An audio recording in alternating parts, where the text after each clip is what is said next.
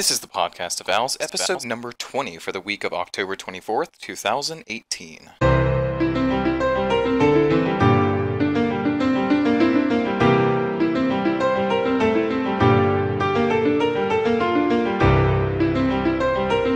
Hello everyone, and welcome back to the Podcast of Owls, your one-stop podcast for RuneScape quests, lore, future updates, and much, much more. Guys, we are fresh off the heels of Gamejam and about a week and a half to 2 weeks out from Runefest. So yeah, that's going to be our big topics for today. Joining me today is Amascut. As usual. Avernic. Why am I still here? No Walter in the chat, unfortunately. And I am your host, Crondis. So, guys, where have we been? Yeah, it's been a little while. Lifing. Yes, live. Yeah, pretty much. Basically, the schedule at this point with a podcast is when we can all coordinate, not being dead. Yeah, whenever class stops destroying us, we'll be here. Class and work and everything else in between. Pretty much. I was no lifing those life XP gains. I got like level 60. A lot of unlocks at this point. But working harder. Get that 99 eventually. Yeah, so we're just gonna jump right into it because we've got a lot to discuss today. Oh god, we have a lot to discuss. Before we do this, I do want to make a note. We do have a podcast recorded, which was the farming update that we did. Unfortunately, some technical issues happened with that, and so I will be releasing that as just a discussion video. So you'll be able to listen. It'll come out. You'll be able to listen to it. It's just super lit. Yes. Sorry about that, but it's there, so I guess that counts for something, right? Yeah, Woohoo! I guess. Okay, so on to Runefest.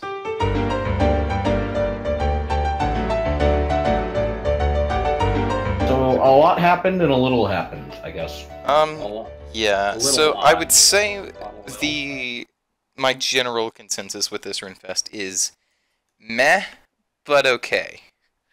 They kept it very conservative, and I'm okay with that personally.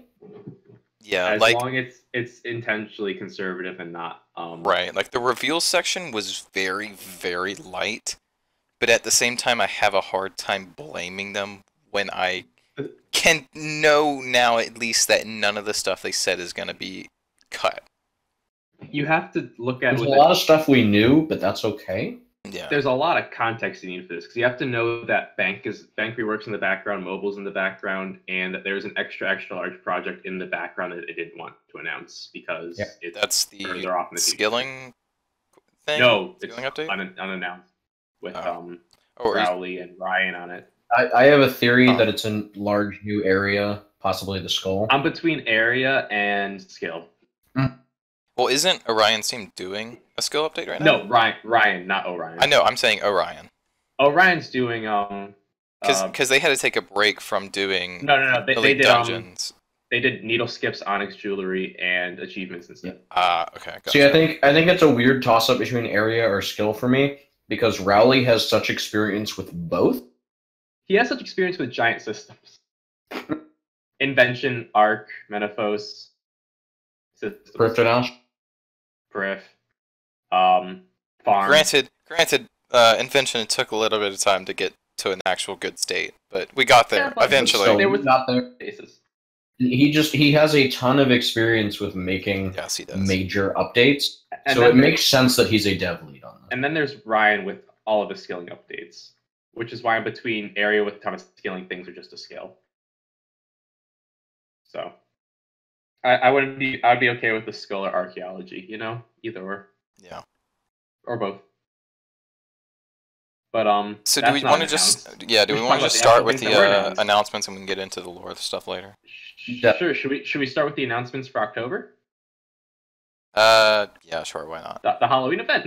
Yeah, I mean it's like that was okay. I didn't I think particularly care the for tease it. was really. I think it was led up to before Runefest really. I am more disappointed that we didn't get the fucking return of the Tales from last year. I was really hoping that would come back.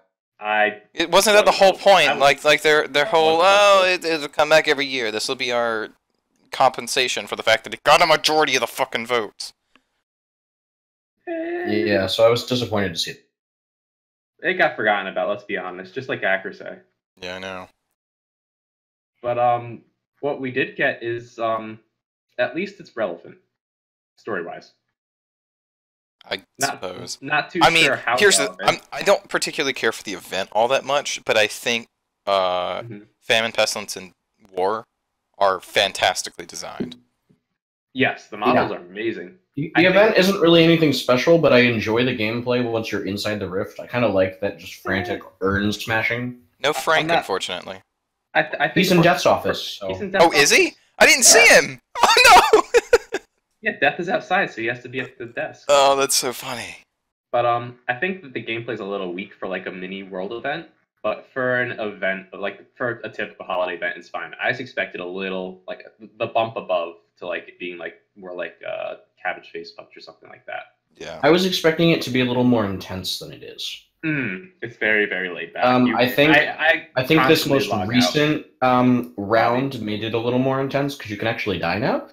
Yeah, the fact that there's damage now is good. I mean, and there was damage before, but like this time it's actually like ongoing ouch damage rather than just a one-time 1k hit. You know what really got me with this new part is that in the past, in Death and Wars events, you click the thing once and then it keeps redoing the action for you. But for the Famine one, you have to keep clicking, otherwise it won't do anything, which I think is a little awkward because it took me a couple times, like a time or two, to realize, oh, I'm not like repeating the action. I'm fine with it. It's not anything special. My problem is that I was constantly clicking with Death on the first week. Yeah. And that kept canceling the action, so I wasn't actually doing anything. So I learned to not click anymore. I'm just fascinated to see like how this story is gonna resolve. I mean, we know Nightmare Lucian's coming, but other than that, yeah, I have no idea. We do not know that. I have heard this, and I have no idea what the context is. This has been a rumor from so many players, and nobody has any sources. Other than Death saying that he senses that Moya's worst fear is going to come to life. Literally, he says that. Why are we assuming that Moya's worst fear is Lucian? She has never been afraid of Lucian. Okay, well, someone said that the model was updated in the database and whatever. It was not. People found concept art of an updated Lucian. Well, then I will take that back and. But that concept art was from Children of Ma, and they chose not to update him. Okay. Well, I'm sorry for spreading rumors. We'll see what it actually is. This is why we have the podcast. Next week or the week after. Yeah, and I hope I'm wrong. I'd love for like them to do like a Nightmare Lucian. I think that would be really cool. I think that would make no sense. I mean, unless it's actually like a nightmare dream. It's Zautak, remember? It's not actually him, or even revived him. It's just. I mean, I would think like Moya's worst fear is like Zamorak dying or something. How do you make that come to life though? You just keep like put on a kill him in front of her. You kill him. Yeah, you do that. I think Lucian will probably be it, but it's my best guess. Okay, you have to also go. Don't understand. I would be fine if it was Nightmare Lucian, but I don't get the logic if that is actually what Death is referring to. She has daddy issues. Because she is not. She's never been afraid of Lucian. She was. I feel like it's going to have something to do with her travels through the Rift and Bilrak. Especially because of how Daemonheim themed all of this is. Like, if you've ever played Nodder, like, you know she wasn't afraid of him. Even when he was threatening to kill her, she was just like, okay, fine, do it. Just went, well, fuck you, and kept going about her day. In light of all of the Dungeoneering Zautak content we've been getting, how do you guys feel that the Zautak is at the bottom of it? I very much dislike it, because I feel fine about it. I feel fine about it. I mean, it's no secret. And the reason I feel fine about it is because the Whispers line up, for one. Here's the thing. There's a lot of things that don't make sense still about Daemonheim, so if it there's so much that doesn't make sense. I feel like it would be very retconish, though. It is. Because Daemonheim is a retcon, because Zamorak isn't a boss at the bottom of it. I think the biggest evidence that Zautak is down there is that there are crawling hands in Dungeoneering. That's There's it. crawling hands everywhere. Yeah, in Dungeoneering. So I mean, it's got to be. It's got to be. It doesn't Zautek. make any The hands. sense. There's hands, Crondis. It doesn't make sense. I think it can really work with like Zautek tricking Bilrock and driving him mad, and then when Zamorak showed up, it's like Zautek kind of like took the back seat and like. I mean, here's some things that don't make sense about Demonheim, right? There's the voices. That's the obvious one. Yep. There's the weird time warpy thing that is related to Gothic somehow. Yeah, and those all do kind of fit Zautek. The Anything. the token It from could be Fist of Gothics, that still makes no sense. And the way the smuggler reacts to all of that stuff. Yeah, what the fuck is the smuggler? So Well, when I say like Zautek being tied in, I don't mean like he's behind all of it, but I do think that it would make sense that perhaps he saw this portal as a weakness, since we know that it was a weak spot into Gielinor, and has also exerted some influence there. Yeah, I mean, like I said, I'd be fine with it, but it feels very retconny to what the original. Oh, I mean, it absolutely does, but they retconned so much. The smuggler was supposed to be Gothic, so like we're well okay, past I don't retconning. know if he was supposed to be Gothics, but the He bottom was was supposed to definitely. be Gothics, as confirmed by one of the devs a very long Wait. time ago. Of the I XJ don't. mods. I who don't worked on remember. I don't Dungeoneering. remember that being confirmed. I don't but remember that okay. either. That's pretty. It was on a Reddit interview that they did. That's a as bit an far fetched. But Agree. Zamorak as a boss. is Zamorak boss being is- at the bottom was far more likely than him being. You were Gothics. supposed to come across Zamorak at the bottom, but the smuggler was supposed to be Gothics, who was there to try and stop all of this. Oh, okay. Well, The goal was Gothics was there to stop, but then they started coming up with the ideas for the Sixth Age and the World Wakes, and decided that Gothics should not be awake, which I agree with. Mhm. And I appreciate that they didn't do I am glad the smuggler is not Gothics. Let's get that clear. World Lakes was a good thing. What came after it? But I feel like the smuggler makes sense as a guardian of Gothic, yes, or at the Make very more least sense. an acolyte of Juna or something like that. Acolyte of Juna. He's like- called that's like- he's called the acolyte. That's It would like make sense. that's like Guardian 3 times removed. Exactly. But it would make sense that he worked for Juna if we need that kind of separation, you know. Can I just point out how off topic we are right now? Yes, and it's glorious because it's No, 'cause we're talking about the it's event. Demonheim discussion. We're talking It's about like my Gothic favorite as a topic. Exactly. I thought your favorite topic was the desert. Sure. Sure. I think Demonheim is my favorite just because there's so much that we still don't know. So it's like It's one the of biggest it's lore one mystery of left the in the yeah game. it's one of the few places in the game that I actually like just speculate still. Everything else is just kind of like we're just kind of Let's getting get some more answers. Demonheim then.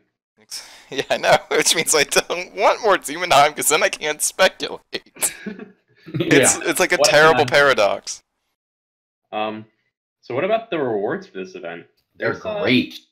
Oh, they're good. Some in there. I'm kind of like, how do you continue that in the game outside the event? Yeah, I have no idea. I'm assuming the scroll is just going to be added as a Dungeoneering like purchase. I think put them like in like the ED3 shop or something. Okay. Like that. I have to be like early bird for ED3. I'm curious about the urn though, because that doesn't feel like a sizable enough reward for an elite dungeon. No, it's by putting in the shop, like as a one-time unlock. Like Oh, yeah, I'd be fine as, with as that. if you were buying a bone crusher or something. And we know that the portal is sticking around in some way, Yeah, so that maybe people can view the permanent. cutscenes. Yeah. But I think the highlight here is how cheesy as fuck the title is. Mm-hmm. Fucking unbreakable. It reminds me of Missing Presumed Death. What? Yeah. It's they're decent. I am a fan of the weapon overrides though. Yeah. Those It's models. just it's a weird event overall because I don't Weird. think it's bad. I just would not call it good. It's fair. I It's fair. don't particularly care for it. It's just a thing. It's a thing. I will agree it's a thing. We'll see how it pays off at the end. I think. Like we I need said, to- I think the best thing to come out of it is more famine and pestilence. Yeah. Yeah, agree. The war being a giant was a good call. I think. Yeah. I think in the end I'm fascinated by where it's going, but I'm not particularly impressed by what it is. Yes. So we need context, is what you're saying. Yeah. I think by the end of the event it'll kind of determine if I think this was worthwhile or not. But I think that the models are beautiful. The overrides are gorgeous. Like the rewards from this are very good. Fair. So we should probably move on to a second topic out of the 20 we have. Yeah. So let's actually get into November's updates. Which I think the first one November will be needle skips. I think it's going to be needle skips. They said it'll be very early November, so first or second week. It's between achievements, Onyx, and needle skips. I'd say needle skips is probably most likely. So yeah, so needle skips is going to be a murder mystery quest that involves the Elder Needle. That looks absolutely nothing like a needle. It's the top of the needle. Yeah, it's the giant top of a needle. And see, I think my biggest surprise is that Sally is not the dead body. Okay, no. We knew that Sally wasn't going to be in this. I know, but like, still, I was kind of hoping they'd plot twist on us. But they can't because they don't own Sally. I know, but I half expected them to like work it out in some way. I don't think they'd spend the effort to do that. Yeah, I don't particularly think they care. But I mean, I'm fine since they can like freely retcon that however they want. So, what do y'all think about the needle being a timey-wimey thing? Well, we knew it was. Well, yeah, that was already established. Yeah. I know, but that was in Idle Adventures, and I was kind of hoping they weren't going to do that. I didn't expect them to majorly retcon that stuff. Nah, I think it's fine. I think it sets up some really cool gameplay opportunities here for the quest. I agree with you completely. I think it's going to be really iffy for going forward as an object in the future. I just find it odd that we now have an Elder artifact that's purpose is actually weaker than the key. See, I'm okay with that too, though. The key? Like the Emserdurus, yeah. Oh, yeah. Sorry. But see, I'm totally fine with this Elder artifact as it is because it's more of an undo like key than it was the key. The key literally lets you travel specifically just to key moments. This lets you just take whatever just happened and undo it. I think the fact does the key only let you go to key moments though? Because we kind of just went back to Guthix at some random. But that was a key moment. Yeah. What was the key moment? We had to go see Guthix recognizes us as the World Guardian. And it was also the moment when, we started to realize. Okay, that Sarah no, we're about to get. No. We're getting very paradoxical here because that's only a key moment because the key took us there. Meaning, if the key hadn't took us there, then it wouldn't have been a key moment. Meaning, it couldn't have taken us there. Thus is a time loop. Thus, we're getting in really terrible situations. The other important thing is the key only takes us to times that Guthix has made a major impact. Now that is more. Well, I mean, I guess. We watched him bring humans. The younger version in Meeting History, yes. Mm-hmm. The older version is not particularly. So I mean, I don't really give a shit about the rules behind it. It's broken, and we don't have to worry about it anymore. True. But I think the fact that there isn't a giant archaeological dig trying to dig up this giant rewinding needle is kind of amazing. Also, why does this family just have it? They don't. It's stuck in the ground by their house. Mm-hmm. It's the. Have you seen the concept art? It's like. I mean, I've seen the concept art. It's just like. It's why is it just there?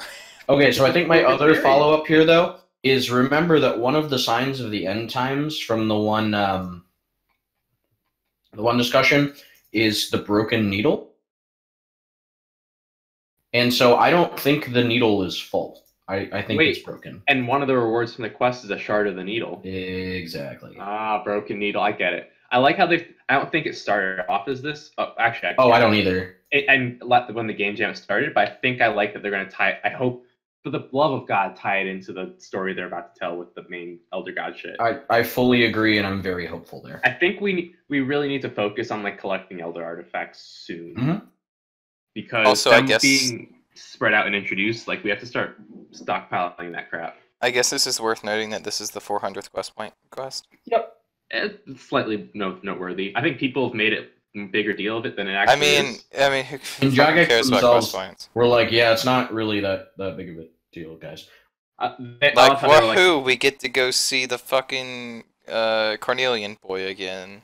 Yay! Like a couple months ago. Again, we get another random dice thingy. Yeah. A couple months ago, they were like, maybe we'll add the Slayer block slots or not, and then people like yelling. They had like a fucking we deserve meltdown. Yeah. Okay, we'll do them. We'll deserve do them. them. Brilliant. We'll do them. I like the structure, like how it's been described, with it being like you can finish the quest in 10 minutes if you have the guide up, but if you're actually going through it and discovering it yourself, it might take 2 hours, and that's not even full completion of the quest. Because It's just like one piercing note there. But you can go on for hours and hours discovering new side stories and finding new keywords until you finally unlock all the rewards. I think they said there was something like 30 numbers that you can, or 30 stories you can find. Yeah, and there's like 3 tiers of rewards. One for like base completion, one for like master questcape, and one for you fucking found everything. Yep. Here's maybe a title, I think. Now there's really going to be some keywords that are just utter nonsensical, and you just are guessing to get. Didn't we come up with some of them during that first game jam? Like there was some demon that was named and stuff like that, and maybe a player was going to be one of them because they had contribution. I forget. Wasn't Hellring supposed to be one of them? Maybe, I forget. I really do. So I think some players were promised, like, I don't think they'd be required for any tier of reward, but I think just having an Easter egg with a secret Easter egg thing. If that's still a thing. I'd be fine with that. I'm excited. I'm a little tired of the murder mystery trope because I think this is like the 10th one in the game. Yeah. But I think this one's a very unique gameplay style for it, and I'm okay with that. Hey, you know what's good about this though? It's a quest. It's a quest. Yeah, that's a big one. Good point. I'm sorry, but just sitting there listening to Mod Mark standing on the stage, like, you're getting 2 more quests this year, like, on top of the 2 we've only gotten. Great, thanks. Thanks. So generous. This has been such a terrible year. It has been. Requesting, yeah. Pretty much anything. One of Stu's new sorting things being like what year the quest came out. Stu is a god, okay? Yeah, really 2018 is going to be so small. Not this game jam, but in the past free time, like he did like a thing with years, like 2016. Yeah, he said he's got it hilarious. in QA or something. It's going to be like blatantly showing the players how bad it's gotten. Yeah, that is true. It's going to be so obvious. Man, let's go on to Stu's though. Like, oh my god, did he put in work this game jam? We're not on Game Jam yet. We're still in Runefest. Stop. I don't care. I want to talk about it. We'll get there. Okay, fine. So next up in November still is Mining and Smithing beta. Talk about Onyx. The Mining and Smithing beta. I want to hold Mining and Smithing till January. That'll be all of January. Well, that's when the beta goes out, is November. Yeah, but we can just talk because that's the only thing going out in January, I think. So let's just wait. Okay. Okay, Onyx. So we're actually getting 3 items, which surprised me. Don't particularly care about alchemical Onyx stuff. I'm gonna be honest. I do. I think these are cool. I think that the teleport one's neat. I think that the human one is kind of scattered and all over the place. I don't think it's very good. I think the sigil is super niche if you care about hitting critical hits. I don't. No, but I think the human one is good, and I think the teleport one is fine. What are all the human uses again? I can't remember them because they're. Let me pull it up. They're them. It's got a bunch of skilling uses though. Yeah, the elves one teleports you to. Wait, what about the teleport compactor? Was that one? I'm so confused right now. Oh, that's the Abyss. Right, the Passage of the Abyss is a really good one. I love the Passage of the Abyss. Humans is the sigil, elves is the skilling. Skilling one. Store 500 Sign of the Porter charges. Teleport to your max guild garden skilling portal destinations. Reduce drain rate of Starin prayers and chance to roll the rare drop table while skilling. I think that one's super random. I mean, I get it's all skilling things, but I think it's like all over the place.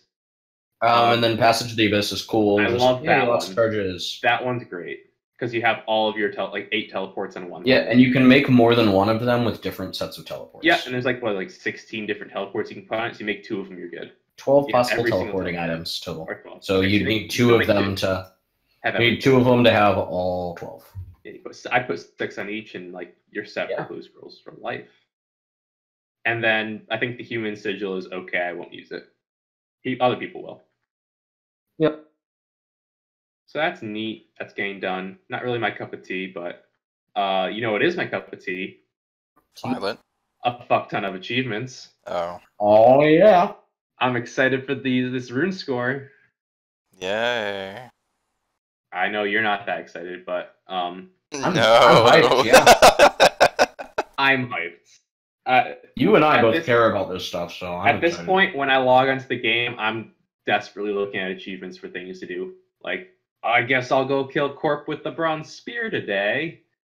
Actually, wasn't that bad, but this is what gives me purpose in the game currently, because I've kind of lost drive on 120s, and I really don't want to do my last 2 MQC requirements. So, What are they? What do you have left?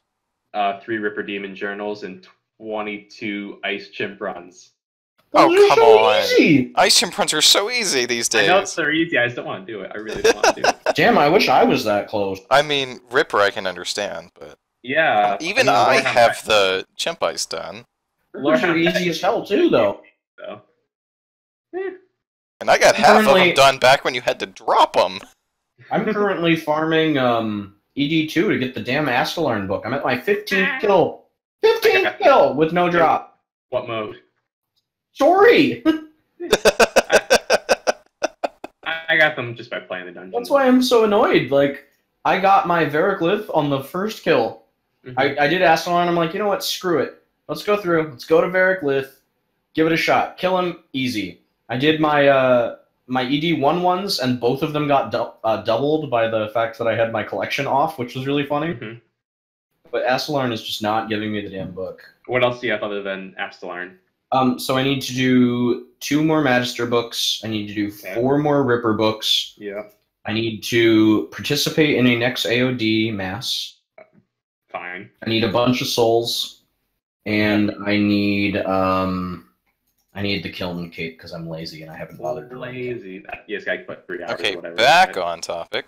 Well, I have one of the Topic. capes, so I need to spend 2 hours in there. Going into December, Achievements are cool. December. we Christmas. have Christmas Quest. Violet Yay. is Blue, Violet a is a sequel color. to Myths of the Whitelands, of all things. Not I don't think not a it'll sequel. require myths either. No, it doesn't. It's It's no a well, it's a follow up. I guess it could technically Yeah, be a It's not a series. direct sequel. It's just also set in the Whitelands. I would appreciate if the areas were connected. Speaking of which, they went really hard on the Whitelands this Runefest. Because we got Mhm. this and the lure thing. Well, that lore thing wasn't No, the that's Whitelands. not the Whitelands. That's Lang. Lang. No, I know it was Ling, but in the story, he talked about wanting to go to the Whitelands. Oh, I guess it's a reference. But anyway, Violet is Blue looks like a decent quest. I'm Mhm. glad we're getting some budget spent on quests because we need them. I'm glad that we're trying out the permanent holiday thing again, even though I think Broken Home was a success, and that should have been an indicator back then. So should I'm- have last I'm- year's Halloween. Yeah, I agree. I'm glad that we're going to get a permanent area we could put more seasonal content in the future. I'm glad we're going to get glad we're going to get Renmark lore, and I think the concept is solid, albeit a little close to Carnelian Rising. Just Yeah, really excited this that was Jagex my- is finally testing out, like, hey, we can make permanent content for holidays. Oh yeah, we can do that. Let's do that every year now. Yeah, Yeah, see, that right. was my kind of criticism while listening to this, was like, wow, this is really close to Carnelian Rising. Yeah. Like, it feels very much rehashing. Well, hopefully the tone's a little different. Also, Maybe there's, like, apparently, less the emphasis girls' on building, parents' names are Mr. and Mrs. Yeti, despite living in a town of Yetis. despite apparently Mhm. there being a race of Yetis. Mm-hmm. Why? We already knew Yetis existed. I hope that there is a subtle sense of Knoll overlords ruling over these Yetis. I hope Also, apparently, the Yeti in the Myth of the Whitelands was a human turned into a Yeti. Did we know that? I mean, all Yetis are humans. All Yetis are humans. No. That's not what they said in this. Oh well. They I said assume they said so, that after- they said that the 2 Yetis that we've encountered, which would be the one in Myths Mhm. of the Whitelands, and then what's his name in Glorious Glorious Memories, that Yeah. those 2 were humans that were turned into Yetis, and that I just they are assumed different that from all like humans actual are humans. racial Yetis. That's Okay. too confusing. I But wish that. When can't you do one when with did one the and one two? in Myths of the Whitelands become a human? I mean, it Ah. was never said either way. I feel like we never knew that. We better go apologize after making friends with these Especially because we go after Yeti dung. Exactly. Like, it's literally just people poop. people. These Um, feel like rip. I don't know. I just wish that they would keep it consistent. But yes, There. why is it Mr. and Mrs. Yeti? Like, is there just going to be a title of everyone for? Is like there going to be like a Dr. Yeti and a I'd like that. I like that a lot. It'd be the new Ellie. new Ollie? Yeah. But I'm excited. President Yeti. I'm excited for a second quest. I do think that it's distinct enough from Carnelian Rising that I'm not super worried about it. Hopefully. The big comparison is escorting somebody, but Carnelian at least has the advantage of being about teaching someone how to be an adventurer rather than breaking the news to someone that they're adopted. Both of them, you're kind of like making an adventure, but I think that Carnelian was more like reference Let's to parody. just take a moment to realize that for a second. Go, that's dark as fuck. What I said, yeah. Yeah, having to break the news to someone that they're adopted. Merry Christmas. Christmas. I really like the original picture of the Christmas event that Jack gave with trying to help famine feed a bunch of orphans. Mm-hmm. I think that would have been perfectly dark. And they ended up starving anyway. But that would have been really funny. It would have, and sad.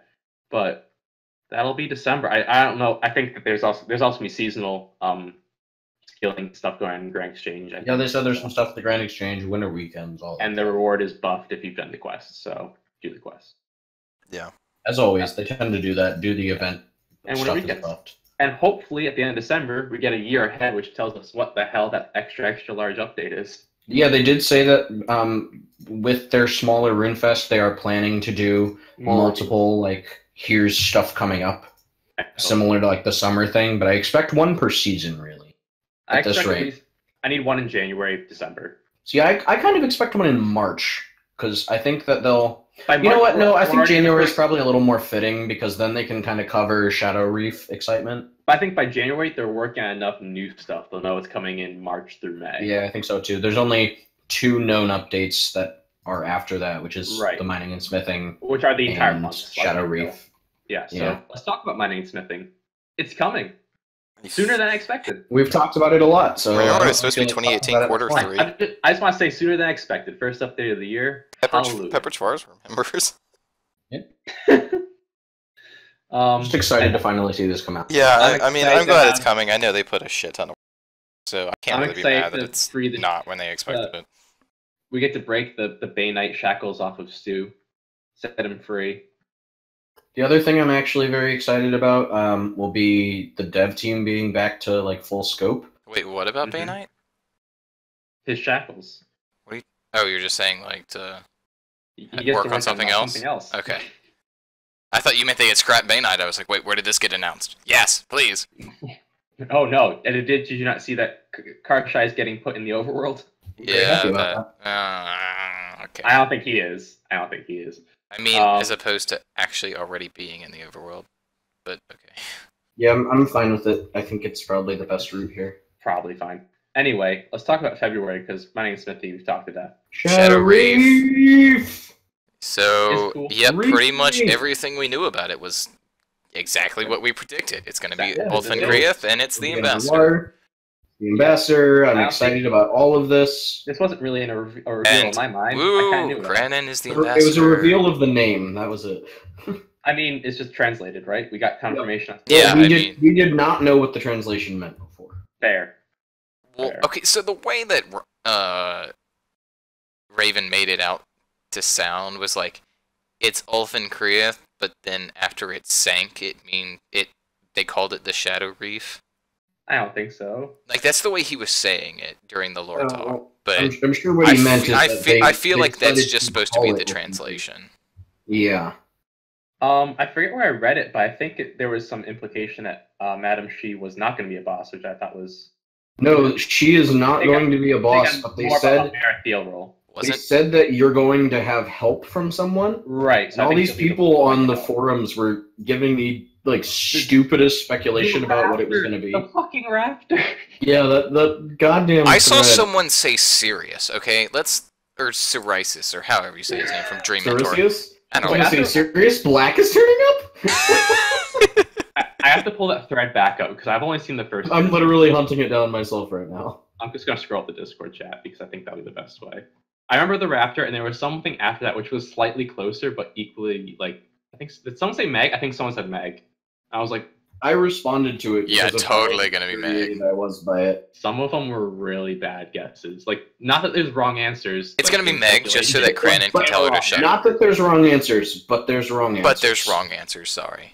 Okay. Yeah, the top guy, like the OP, said it was the Raptor. The next person says, "Why would it be the Raptor? I have a feeling it's going to be War." Oh yeah. Oh yeah. And so I replied, "You guys realize it's likely Madame She from Pieces of Hate, right?" The That dungeon was- is literally set in Ulfin Creeth, and we God. found a letter from her in the Temple of Amanishi. Somebody replies, "Yeah, it's probably her." I think it's funny they said War during the week that War came out, and then the week after, like, Famine comes, like, oh wait, maybe it's Famine now. Maybe it's Famine. You know what, guys? I think it's actually Pestilence, and still be closest It's whatever to the- came out the last. It'll be Frank. Frank's gonna pop in. Oh yeah. And kill everything. I mean, Frank is the most powerful of the horsemen.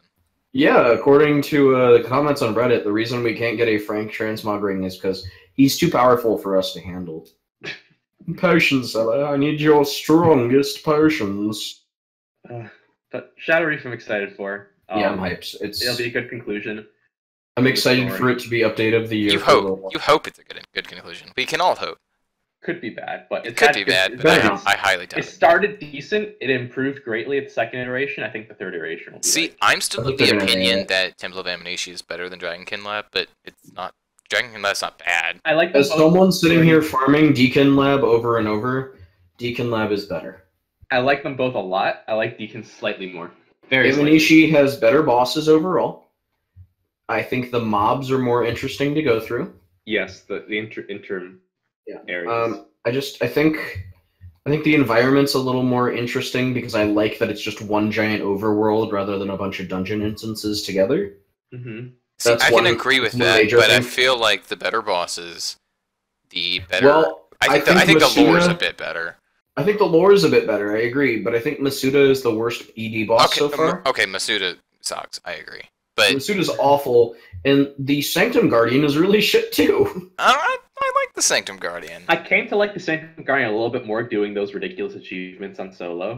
I think the Sanctum Guardian is fine, but I think it's I think probably I think it's tied with Variclith. Astalorn is really strong. Is the thing. I still think Astalorn Sariu is the is best that we've gotten. though, amazing. so. It I think carries Astalorn is Deacon. the best, and I think Sari is second. I think that's Clearly, think- clearly the best is I like the Blackstone Sari better Dragon. theoretically. Well, but I think Blackstone Dragon is third for me. That's fair. I think it's a cool boss. It's cool. I don't think it's particularly challenging, but I think it's There's a very nothing cool special design about boss. Sanctum or Varric, Yeah. and there's nothing good about Masuda. So Exactly. at least Blackstone has cool factor. Masuda is just a terribly designed boss. He should have had like an R hat final phase. Yeah, because his final phase is just, I'm gonna float and do some magic stuff. R hat final. All he had to do was transform into an R hat. Yeah, that would have been amazing.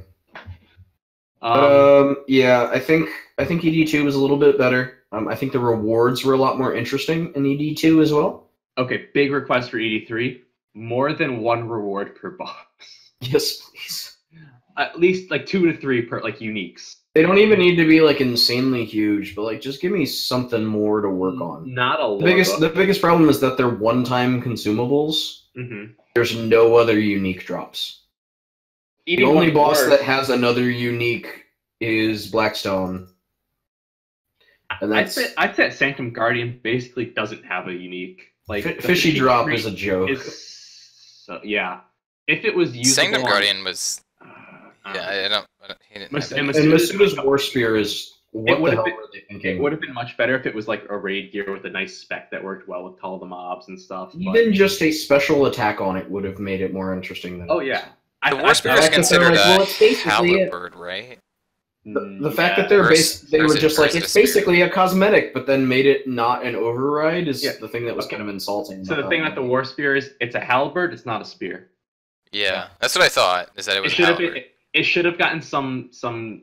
It Oriental would have made name, more like sense the as a Miziari spear got. because at least then it could have been used for like Corp or something. And that's what Miziari does, though. Well, yeah, but we already have a higher tier. Exactly. I mean, spear. we So, do. It needed some spec that But, like- interacted Like with there is inside no of spear or use for a something. halberd ever. There has never Halberd been. at least a use has for a the halberd. 2 range. Yeah. Wait, what are you talking? There's no use for a halberd. Everyone uses Dragon Rider, Lance, and Noxite. Halberds are amazing. The only reason they're amazing is because I cannot say I've ever seen someone use a Dragon Rider Lance. Dragon Rider Lance is literally the second best Player- melee weapon in the game. The reason Halberds are so good is because they're the only weapon type that has an advantage. Yep. If other weapon types had advantages, we'd see them more. But since Halberds I agree, is the only one yeah. that exists, But they give you the 2-block range. But yeah, Dragon Rider Lance is literally the most like budget best melee option out there. especially for Nobody just uses Drygores anymore. You also have a Drider. Unless you have a Scythe, in which case you use the Scythe. Mhm. Yeah, I mean, I see Anyway. the Scythe far more than I've ever seen the Lance. But the reason people use the Lance is because they can't afford a Scythe. Right. I mean, okay, I guess that makes sense, but still. If you're like me and you just don't give a shit and don't want to buy a Scythe. Fair. Or if you're I- working towards I have working towards a ton of, more than aftershocks. If you're working towards Oh. aftershocks, Yeah, that's true too. go for it. I have more than enough for a Scythe, and I just haven't bothered to buy one because I don't melee very much. Bought a staff instead. No, I don't have a Scythe or a staff either. A bow? Okay, No, I've Guys, no guys, Nox items. we've trailed off Never again. mind. Yeah. Alright, Way so did far. we have What? anything else we want to talk Should we about talk- with Shadow Reef? I think we said everything we needed to. Excited, but it's I far think so, away too. enough that I'm not going to focus on it. Awesome. So Yay, I, kill Thank- 16 with no book. Thanks, Full- Astaline. Full focus is on needle skips right now. Like, make that yeah, I amazing. think that's what's in our sights at this point. Yep. So, We'll but that is definitely be it talking with about that. Runefest announcements. So let's not Okay, get away from let's Runefest do the before we get. Runefest. I was about to say Well, that. hang on. We got the Runefest lore next. Yeah, let's do the lore before we jump into Game Jam. Yep, that was just my fault for the misordering. Okay, so So the next big storyline, guys. Can you guys Wait, guess it? no, pause. Let's look out into the distance. Let's see all of the possibilities. What do we have in front of us? Elemental Workshop. Elemental Workshop. Elemental Workshop? Elemental Elemental Workshop? Gnomes. No, Give me gnomes. It's it's Dragonkin. Elder Gods and Dragonkin. Who would have Because, guessed? yeah, I mean, who wouldn't have seen this I- coming? I definitely was not Well, expecting. let's all transport back to 2016. We just beat Sliske, and then some shit happens at the end of that quest. I forget it. Let's But all what would you transport- have guessed at that point? Let's is all the next transport storyline. back to 2014 for a second, just after the World Wakes, when they announced the 3 big pillars of the storyline, and they announced which pillar was gonna come first. And then God, which one I would come could second? not possibly guess what came after number 1. 2, I think, right? Number 2? Sarcasm was. Okay, obviously we're being very sarcastic. It was just funny how they played it up, as if we couldn't fucking guess what it was gonna Like, be. what might the next big reveal be? You'll never guess. I'll never guess it. We're actually doing 7 Elemental Workshop quests next year. I would enjoy the hell out of that, but you know. I mean, we should probably talk about the little bits attached to this. Like, I'm a slightly concerned that Jazz and Carapac were highlighted as like the key players of these next of the storyline, because I think that Jazz will overshadow the other Elder Gods if given too much. She doesn't spotlight. already. I agree. I think that we should definitely like not touch Jazz until the other 3. Are I mean, revealed. I agree, but in a sense, Jazz has always been the one, like the Yeah, shining light yeah. in front of all And the other Yes, 4. but I think it's important that we establish the other 3. I mean, I agree. The only Then- other one that's had any other sense of establishment is Fall. a little bit, yeah. A little bit. And even that was not exactly lore-full. And then as for Right. Carapac, I I mean, feel like Win and Bick are still just like there. Mysteries. yeah, I mean, I- okay. Technically, we have Ma. Okay, but yeah. Yeah, She's but not- she's not relevant an in this. important Gillinor story. yeah, piece she's not here. relevant in this story. I just think that highlighting characters, these 2 characters, as the ones that are going to get the most attention, kind of detracts from what we could get from others. It just makes me worry a little bit, but we'll see how it goes. It's gonna be like, now report back to Jazz at the end of Big Quest, or now go talk to Jazz about Full Quest or whatever. Yeah. So, yeah, but nitpicking. And then we're doing another requirement reset. Ugh, Yay. fuck me. So again, I was very mad about this until Game Jam, and I now was I'm totally too. fine with it. I have one What little in Game Jam made you Stu. okay with this? because Fan got Stu to put like seasons as a denotation in the quest journal as a filter. I mean, that's great and all, but I still That just, literally solves all of my problems with their previous seasons. I utterly it's a hate the makeshift fact timeline. that we have I have another. no problem with quest resets because they have made it very clear that quest requirements are a major issue, and it stops them from wanting to give budget to quests because they can't afford it. Just my total issue with this is the fact that they reset the requirements twice now, mind you, and at the end of the day, what did they do? Back to having the quest monster. And they fixed that. It was a mistake. Stu also fixed that. Yeah, he fixed that. Yeah, I realized. So keep that in mind. What do you mean they have learned, Crondis. They have learned immensely. I get that putting seasons there is good. I completely agree with you. I think that's a great step forward. I just dislike the fact that we're falling back into the same exact thing. But we already moved out of it. They fixed the requirements monster. Rodham is no longer a requirement for Children of Mom. Or Bloodrun Steep. What? Or Bloodrun. What? Yeah, this was also part of When did this get Stu's removed? Project. It's not in game yet. Because it needed to. This is so stupid. It's 5th age. Great, because now it finally, if they plan to go ahead with these seasons, they have fixed their problem. No longer is stuff from a previous season explicitly and immensely required. This is going to help with their issue that they had with Slisky's Endgame, where nobody was able to play it. How do we have seasons listed up until the World Wakes? Is every, like, the 180 quests, season 1? You separate by quest series. I submitted a very large document to Stu, listing every quest that I felt needed to be displayed as a 5th age required quest. Each of those has their own achievement path that shows that they are a series that is part of the 5th age. After you complete those, next is listed the 6th age Slisky series, and then after that will be whatever season follows that up. So can we it's essentially a chronological listing with each 5th age series in kind of a freeform spot. Can we get rid of, like, age ambiguous stuff? No, that stuff still exists because it has to. Yeah. There are content out there that is not dependent on what age it's in, and that's totally okay. The other really I feel like we could just get around this issue so much easier by just saying anything before the World Wakes is 5th age, plus the exceptions that we put in. Yes and no. Yes and no, because there are stuff that you don't care if it's 5th or 6th age, because nothing in the story depends on it. So that's what age ambiguous stuff is for me. You do it whenever, it doesn't matter. The other two important things that happened on this game jam, some While Gothic sleeps unnecessary requirements were trimmed. Yeah.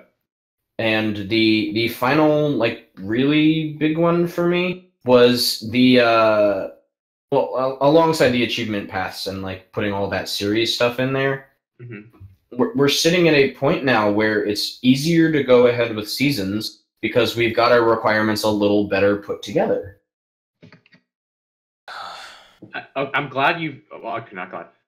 I'm not surprised you shoehorned in Game Jam topic here, but I think it was necessary at this point. Okay, I'm accepting it, but I know that it's hard, but because we're talking about the future seasons, I think it's important that we mention that the reason I don't have problems with this is because Stu and others have taken the time to try and correct. I think we've tackled quest requirements decently. I think the next thing we have to look at is shit like Fate of the Gods, which is a serious problem as well, because the skill requirements are unwarranted. It's literally quest 2 in the series, and it's huge. Well, see, no. But here's where my initial thing actually really kind of threw me for a loop, is the fact that Missing Presumed Death didn't require the World Wakes. Because the World Wakes was the reset. But that was another thing Jack was talking about today, actually. Fate of the Gods is problem number 1. World Wakes is problem number 2. That combat needs to be nerfed down to novice level or scaled. Yeah, and Jack was saying that it should be scaled down. I think that those two quests were huge. Wait, so what was Jack saying about Missing Presumed Death requiring the World Wakes? So what he wants to do is have the World Wakes scale based on your level, and then he would be free to require the World Wakes for Missing Presumed Death. Personally, I'm of mind to call Fate of the Gods the finale to the 5th age and have Missing Presumed Death be the lead-in. Yeah. But that comes along with another suggestion I had, which was a aftermath of Fate of the Gods quest that takes place with the Druids. How they deal with the aftermath of Guthix's death, give you kind of a little recapper, and then lead you off into Missing Presumed Death. I just want to see Fate of the Gods nerf the fuck to hell. Because I want the World Gate to be open. Yeah, that's a big one. I That's think my the big World one. Gate absolutely deserves to be a little more open. It needs to be on like an intermediate quest top. I really used to be of the type that was just arguing constantly for more requirements on everything, but Same. the more that it's talked about, the more I really understand that that's just not a sustainable model for them. I think we were focusing very much on like going forward. We have to look back and see all the misfires there and just adapt. Yeah. Well, I mean, there's been a ton of misfires since they reset Yes. the first time. Yes, but I think that the big ones are World Wakes and Fate of the Gods. But now that we know that they are committed to that, but see, I think it's important that we do everything we can to assist. It is a good point that you mentioned the World Gate, though, because it's funny when they first put out Fate of the Gods, they were marketing as like, this is the way we're going to get to worlds in the future. And you can't use it. You can't use it. So it's every world would be locked behind super high requirements for no reason. For no reason. Every world would just have to be Kryptonus now, and they're not going to do that. I don't even mind Fate of the Gods still being a challenging quest. I just don't think it needs the skill requirement. Now that said, I feel like scaling both the World Wakes and Fate of the Gods would have to bump them down from Grandmaster. So actually, here's another thing I would say though, is I think that Fate of the Gods, instead of specifically like nerfing it to be like an easier quest, why don't you just remove the skill requirements? It could stay a Grandmaster. People will understand that it's meant to be a challenge. Because they can't figure out what they want to determine a Grandmaster as. They've never been able to do it. I still want the World Gate to be open without the combat challenge. Yeah, the fact that the World Wakes is a Grandmaster and Elegy is not makes absolutely zero sense. Everybody's acknowledged that's a fuck up, and they really should fuck Elegy. But I think that they should separate the unlocking of the World Gate from the start of Fate of the Gods and make it a mini quest. I'd be okay with that, but the other thing I have with Fate of the Gods is that I think that if with Zaros being introduced in that, I think you could definitely introduce him way earlier in like at like an intermediate level. He already is introduced. He's as a figure. Okay, well, in that series where he's actually like a physical character. Where we start. No. I wouldn't want to bring him in at any other time. I think where he comes in. Want him to be lower. No. I think where he comes in is a good sense where he is. We have to restore his form. Why would we show him? No, what I would suggest is doing the thing that they had pre-Fate of the Gods, where you could go and activate the portal. Yeah, because that was a thing. That came out before Fate of the Gods. So just have just Sliske sitting there. When you do that, and just do a little mini quest pre-quest. I'm fine with that. Unlock the gate. Problem solved. But circling back around here, I'm fine with quest resets. I think that they are warranted. They have made their case, and I think that as long as they continue adding support for the order that players need to go in or to make the most story sense, I am fine with doing these resets. I'm fine with doing seasons. This all being said, one minor nitpick with specifically the Elder Gods line is that I don't want them to retread introducing the Elder Gods for a third time. I swear to God, if they do that again, I will freak. See, just make Heart of Stone the first quest. Heart of Stone is the first quest. Please, just go off Heart of Stone. That is actually a big point that has always bugged me, is the fact that during Missing Presumed Death, they sat down and explained to you what a fucking Mazrat was.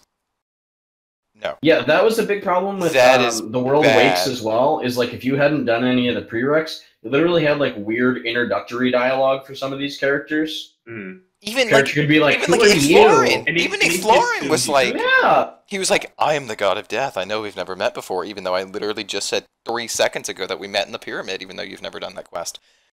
Oh, it bothers me. Like, it bothers me so much. They've gotten a lot better since Dishonor Among Thieves most of the time, that they just don't have alt dialogue anymore. It just treats you like you're not a fucking moron.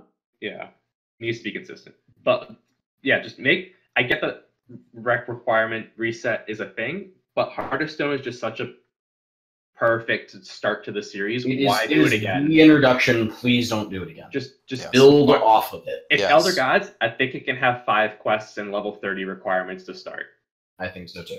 Just the slight bump. Couldn't agree. That said, I'm not a particularly huge fan of Heart of Stone. I like it. Perfectly good quest, actually. I mean, okay, here's the thing. It's like a Hero's Welcome situation. I think the ending it is a good quest. It is not the quest that I was promised. Let's go with that. Oh, see, I found it was exactly the quest I was. Well, no, promised. because I it was promised an introduction to the Elder Gods, and I got it. No, we were told this was an Elder God God research quest. And it We didn't was. do very much research. We researched the Elder Gods. It's just everything that we researched was stuff that we, as more experienced players and lore nerds, knew. But there was a lot of stuff in that quest that was introduced for the first time in game in a wide way. Mm-hmm.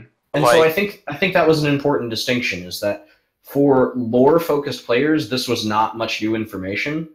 But for people that don't dig in deep on every little lore book, this was probably their first exposure to a lot of lore god information. Which makes it even better as the start of a new season. I totally agree. It does the groundwork for you. It's done. Don't waste 3 months of development on it. Please. It's also just like Zinnia has now been to Frinescape somehow. And met this. She has not been to Frinescape. That was a vision. Met this demon in the abyss that we get no explanation for. I like the prehistorics.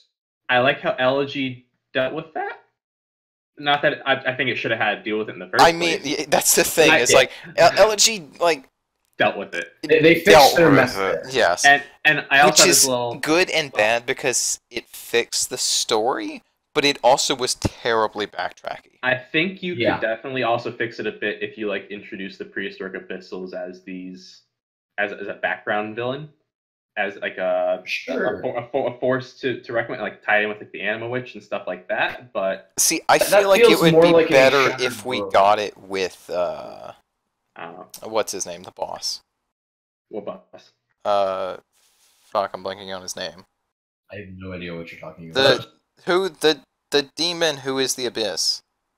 Hostilius? Yes, Hostilius. I feel like if we got something with them during the Hostilius boss. I think either Hostilius or Shattered Worlds would be the place to start introducing more lore there. And they mentioned that they wanted that there's going to be a lore book from the Gamejam resource dungeon. One of two now. Yeah. And so I'm hoping at least one of those either covers the prehistorics or the Anima Witch, and even the minor way. Broader mentions of that kind of stuff is very important to me. All right, I think we've talked about this to death. Yeah, we have. Yeah, I hope we have so much more to go still. I'm looking at this list I want to. We're an hour in, and I don't even know if we're halfway. Yeah. I mean, luckily the rest, some more of this stuff is going to be a lot easier to cover. So I think we can run through the rest of the lore talk. Was there anything in the Q&A that we particularly cared about? Not really. None of those questions we didn't know the answer to. People asked. There was one that we didn't know the answer to, and ironically, it was the one I asked. Oh, of course. And it was, where did the Dragonkin confront Jas? And it was the Abyss? Okay, it was just in the empty void of space. Well, he said in the Abyss or space. Yeah. Which is weird because sometimes they actually just refer to the Abyss as space. Let's not get into that discussion. Also, I feel like we knew the answer to that. Because he said that, and I'm like, I'm pretty sure we knew that. We did not, because they had never specified where they came from. I feel like I've heard that from somewhere. There was a theory going around that they first met on Aya, which is why I asked the question. No, I'd never heard that. Yeah. Alright, lore stories. So, the Lang one. The Lang one was weird as shit. Cool. Probably V versus a giant Glacier. Okay, why would it be V? Because the concept art is V. That's fair. Wait. Are you asking... You're saying the Fremenic is V? Yes. Okay. I thought you meant the person who was treading through the snow. Oh, no. That I have absolutely no explanation for. Yeah. But in the concept art, there's V. Sure. I mean, it is typical Fremenic. V just happens to be very typically designed. This book needs to be dropped in the snow somewhere, and we'll pick it up. So I think they said these books are going in games, so this must just be in the snow. Eventually, I guess. And then the other one is getting put in with ED3. Also, the fact that he just knew the name Ling bothered me. That's a little off. But, yeah. Okay. I just want to know what the guy treading through the snow is. The shadowy one was nice and ominous. Yeah, I really liked that one. But I just don't have a lot to say about these right now. Me neither. They were nice. They were good flavor pieces, but there wasn't a lot of actual not much. The thing is, there's not much implication for them. Yeah. So. Yeah, I think what do they call it? The Shadow Leviathan. was Yeah. cool. I think You that's a mean cool Zautek? concept. I don't know To if it's me, necessarily It's Zautek. fine, I it's don't fine. feel think like it's Zautek's Zautek. relevant. I feel like It's related it's to, because they but I don't kept think it is. using the word tendrils, so I felt Mhm. like very specifically. So I felt like it could be related, but I wasn't about ready to make that jump in logic yet. I think the fact that they're automatically like, yeah, we're gonna put this in ED3. Also, like, okay, I yeah. also felt like it could have been Sixth Elder God related, maybe. Well, Zautek is very not the probably same Sixth thing? Elder God related. Maybe. Irrelevant. We're not going to Maybe, I confirm don't know. or deny our suspicion. Somehow Relevant. I feel like it It's tied can't be together. Zautek. Yeah. Yeah, because Zautek is the 6th, 7th, and 8th Elder Gods combined. Thanks, Mud Elf Porn. You're welcome. So yeah, is there so anything else? these were cool lore stories. I don't have a lot to say about. Me neither. They're just there. They were cool though. We can yell about the obvious reveal of Elder Gods and Dragonkin storyline for half hour, but we can't come up with much discussion. I think the problem. I think the main problem is that it's stuff that they are specifically saying we won't talk about for a long time. There's not lore reveals there. There's not really anything beyond just some flavor there. So there's not really a lot to add. If you'd like to read them, we'll try and include a link to them in the description. And then Fang will promise to read them on a video. Yeah, I'll promise to read them on a Reading Reldo, and then I'll forget. See, I had no plans to Reading Reldo these because they Reading Reldoed them for me. That's true. That's true. The Reading Reldo video is just like a screen cap. I'm not even joking. I was tempted to go grab the Twitch streams, just add the Reading Reldo song to the beginning, and then just play the Twitch stream. Do it. Do it. I probably won't, but I will. So the next topic, I don't think Crondis really cares about. Old school. No, I don't particularly care about those. Yeah, we don't do old school, but we do it briefly, and we sometimes look in their general direction. Because it's Runefest, we figured it would be a good idea to talk about. Yes, we're not going to talk about the past 5 years. Bots. Hey guys, remember when old school players laughed at us for getting Prifdinus? Y'all bitches getting Prifdinus. Should we talk about the first one they're going to get first? The update they're going to get first? The one that's passed. The Kevis Lowlands told and passed everything. Not surprised. Yeah, it was pretty basic stuff, just more Zaya. In the direction I wasn't expecting. I was expecting Southern Zaya, and they gave Northwestern Zaya. They gave the part of Zaya that you didn't realize was missing. I was fully expecting Varlamore, honestly. Zaya is just kind of like their little baby pet project at this point. It's their, we are running out of room to expand on the main continent, so here's a huge new one. No, they're actually not. They have plenty they can do. It's just the fact that they don't want to retread things that are done in Rs3 for some reason. Except for Prifdinus. I mean, and exactly. And when they do, they make things that are worse. Cough, cough, Vampire Quest, cough, cough. I totally forgot that the Tsar were part of the pitch for Zaya until they started saying it. I did too. I totally remember they were going to have a whole Tsar Tsar with the Colosseum and then they pulled it and they ended up failing. They put it in the fucking Karamja volcano anyway. Yeah. I was very amused by that. The Lowlands looked okay. Like there's the Farming Guild, which I think is okay. I think that the farming patches that work across the world that give the general buffs are decent. I think they're the most unique thing here. They are, but the rest is just farming patches. It's just more patches. It's just boring. I think that, I mean, maybe we're biased because we just got player-owned farm. Yeah. Just got it. Which is, I mean, honestly, I think the biggest summary of the Cable's Lowlands is, it's kind of boring. It's okay. The fishing is okay. The fishing is unique. It's unique. The Slayer is just more Slayer. The Slayer is broader Slayer. Or no, wait, it's more specific Slayer, isn't it? Yeah, it's area specific Slayer. Yeah, I don't like it. So it's whatever. I don't think it's like interesting enough gameplay to warrant a new Slayer Master, but it exists. I'm most excited for the 2 tiny novice quests that are going to come out with it. There's 2 little novice quests about the finishing off the current novice setup story. Right. I'm super amused, just like by all of the brimstone stuff that they've got there. I know we just mentioned it, but it really amuses me. They're running Drakes, they're running Hydras, and an alchemical Hydra. Oh, they have to have their Slayer bosses. Of course they do. They'll never be able to top our one Slayer boss, the Magister, at level 115 Slayer. They can't even get that high. Brilliant. Oh, I think the best part is the new bones, and they're like, yeah, Were Bones offer 30 per XP. Oh dear. Drake Bones offer 60, and Hydra Bones offer 90. How much is reinforced Dragon Bones? So what is warding? Oh, we'll get there. Well, Okay. That's next. Okay.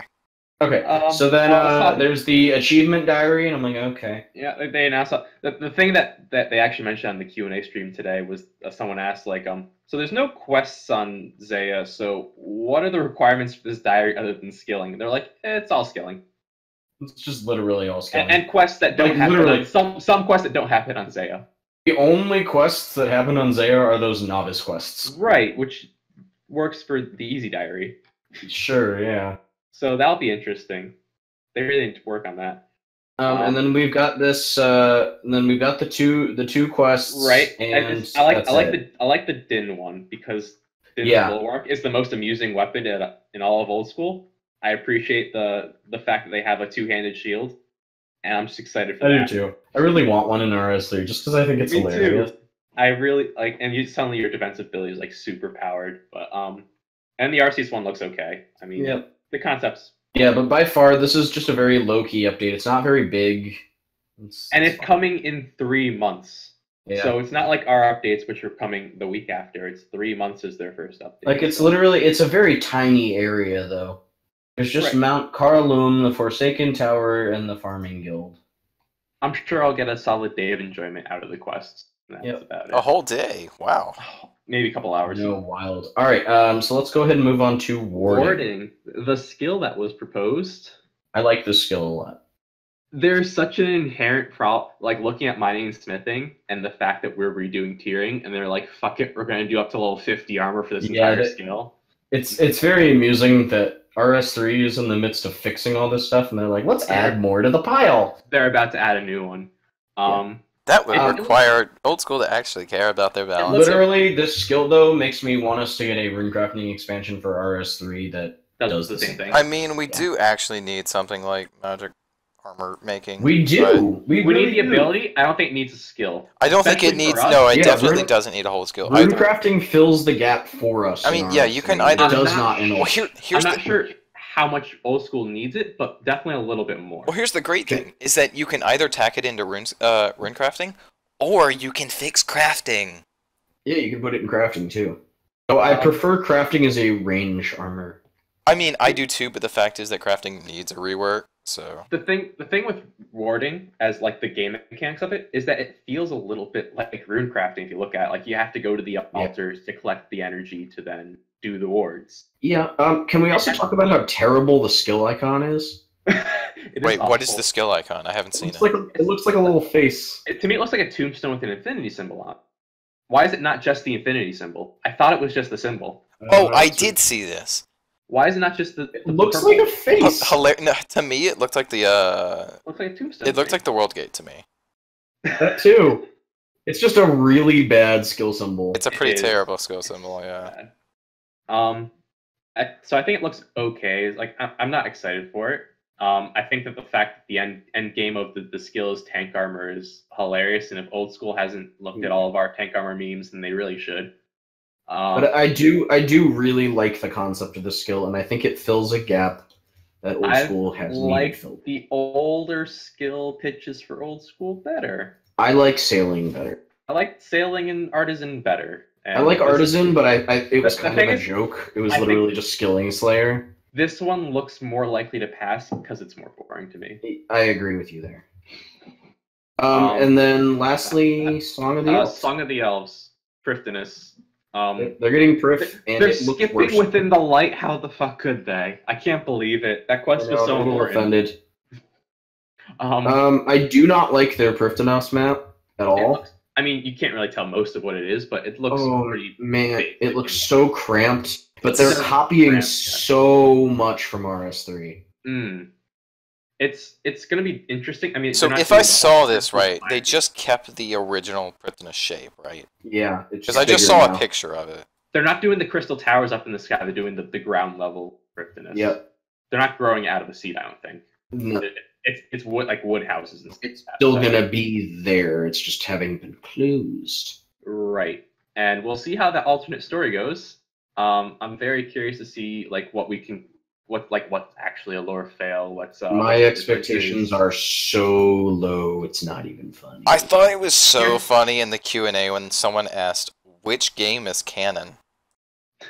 Oh yeah, that was amusing. Oh, give me a fucking break. Come on. You know the answer to this. But I really don't like most of the pitches that they've put out for Prif. The Gauntlet, more bossing. I don't like the gauntlet, like the start from scratch sort of thing. I'm not really. It feels just like Dungeoneering. Again, Feels like really even though Chambers of boring. Zero feels like Dungeoneering, everything feels. And like then they're doing another Dungeoneering. skilling boss for some A mining reason one. in Priftanas. I'm not. I sure don't know what why. it's gonna be. It's. The crystal armor, okay. I'm not a big fan of Winter Dot. I think that it's too like overpowering for fire making in that, and I don't. They're gonna start adding and taking actual damage for the mining one, which is gonna be just like. It's gonna Okay, be weird. here's the other side of the coin is that they have the Fossil Island mining thing, which is basically also a skilling boss that you take damage in. So I'm not really sure what the niche is here. Yeah. There's just not a lot here that I find myself interested in or excited by. And the sad There's thing is, just I know I won't get the requirements to do this quest. yeah. It's just too much to. I'm gonna watch a stream and judge it based on that, and I'm gonna be told that I can't do that. And I know that personally, it's slightly different because I've seen people do That's okay. quests. But I'm just gonna. I don't really want to aim for it. I don't. I can't blame you though.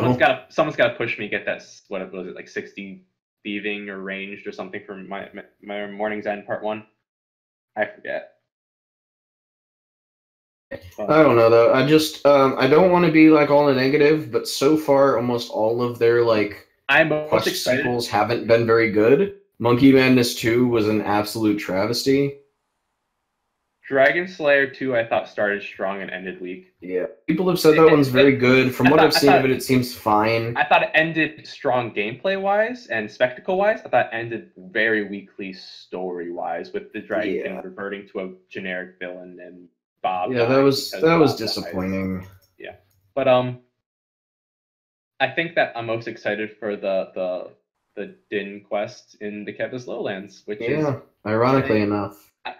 As a person who doesn't play old school largely, I play a little bit. I've played Taste of Hope and stuff like that, like up to that. God, Taste of Hope was so bad. Levels 50, 60. So that boss fight is so not scaled for the level of quest. Didn't you die like a ton of times? I had to train up attack and strength by 25 levels over when Jesus I went Christ. Over the quest requirements. Wait, wasn't the requirement 50? They're around 40 for the skills and whatever, and I had all my skills around level 40, like give or take 5 levels. I needed like level 55 or 60 attack and strength just to like hit the boss enough to do it on a full inventory of food. Jesus Christ. And I need to like get my defense up to where like 50 armor. It wasn't the combat's way more than the skill requirements. Yeah. Indicate. That was I don't know. I don't get excited when I see stuff like this anymore because I don't really trust them to. You don't trust it to be a mystery, Mistful and Mysteries anymore? I just don't. I don't trust it to be a particularly interesting story. Mistful and Mysteries is still my favorite quest they've put out. I don't blame you. That one was amusing because they took risks and made it like really challenging puzzle-wise. Yeah, I liked the puzzles. I did. They really went for it in that quest, and I thought that paid off. But now, especially for a Halloween update, they really went for it. It was so hard. Like the puzzles were challenging. I liked them. They were good. I do too. I eventually got them within a couple hours, but and then a couple hours. Jesus Christ. I was having trouble finding like what to click, like because you don't have like the hover over options. You have to like actually click everything with a tinderbox and everything with whatever. That's true. That's true. I played through it, but like I mean, I played through it too, but it only took me like 45 minutes. Fine then. Clearly, I remember I was missing I couldn't figure out how to like dry out the candlesticks or something before lighting them for a long time. I was stuck on. I think it did a good job with the whole like use X on X kind of puzzles. It felt like a and good the cutscenes classic were really adventure. well and built up really well. Yeah, I mean it was a clear ripoff, but it was amusing at the same time. Yeah, and they did that weird like Camp Lake one like a year or two back. They basically like, are just taking horror movies and turning them into a quest. I'm scared for this year's Halloween event. Why? Because they post. Let me pull up the tweet that Mod Ash put out. There's some interesting things. It's called the Chambers of Eric. Oh dear.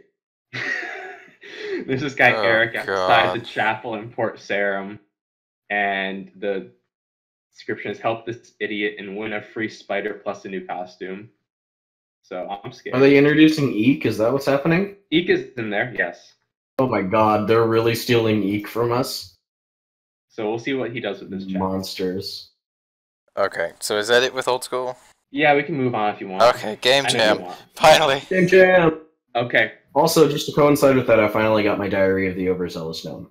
Congratulations! As of 30 seconds ago. The diary that requires you to be high as hell to actually understand. Yep, but now I have all of the ED journals, so I'm happy.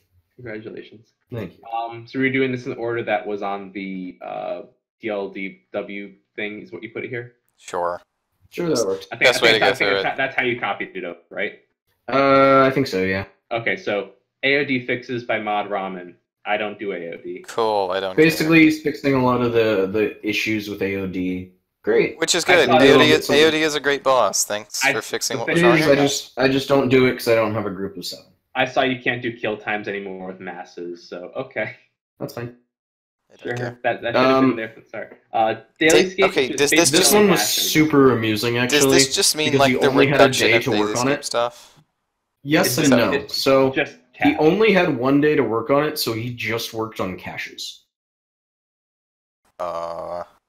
So caches are no longer like a daily thing anymore. They are a part of your skill training. So they spawn at random, and you can only enter them if you were in the area at the time.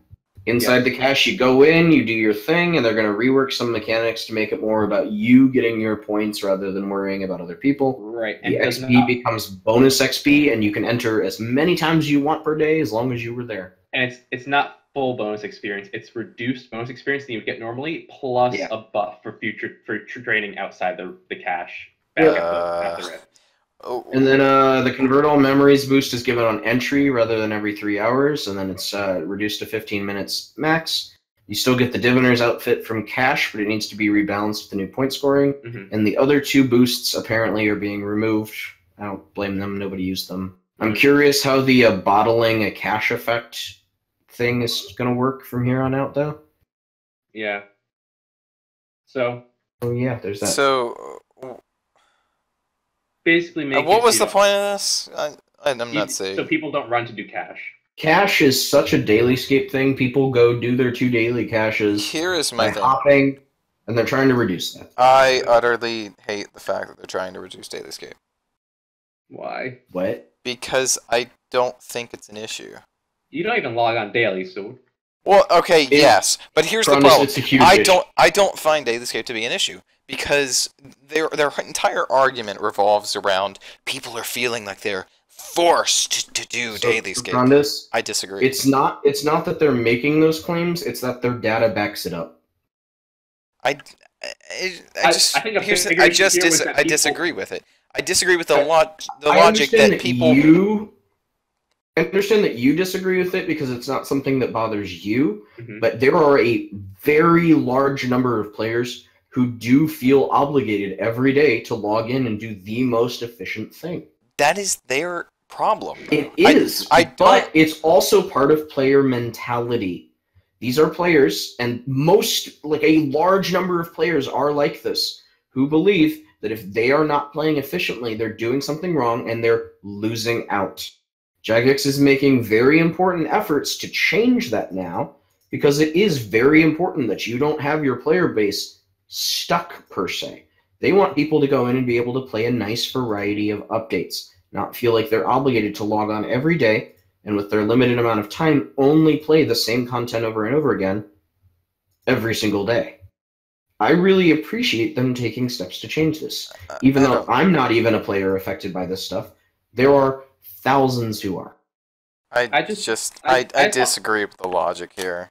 If you were feeling like you were stuck, the only person continuing to do that is yourself. But again, you can disagree with that logic all you want, but it's something that their data supports is happening to a majority of their players.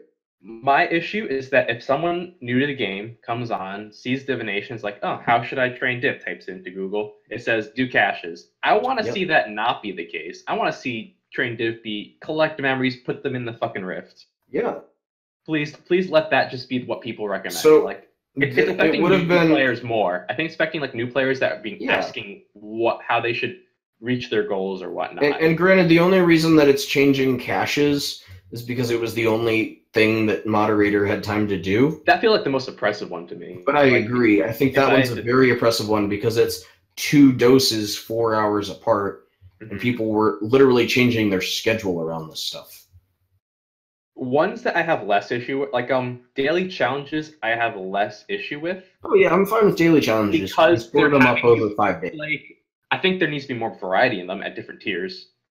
Yes, please. And I think that it still get like if you have like a dungeoneering one, which is the one I would do, it's still just saying go actually just do dungeoneering. Slayers just do your Slayer task. Some of them that are more pigeonholed are probably more of a problem, but I think that the popular ones are the ones that are actually just do the skill. Yeah, I'm with you there. But this is a good start, and I think caches was definitely one of the more oppressive ones.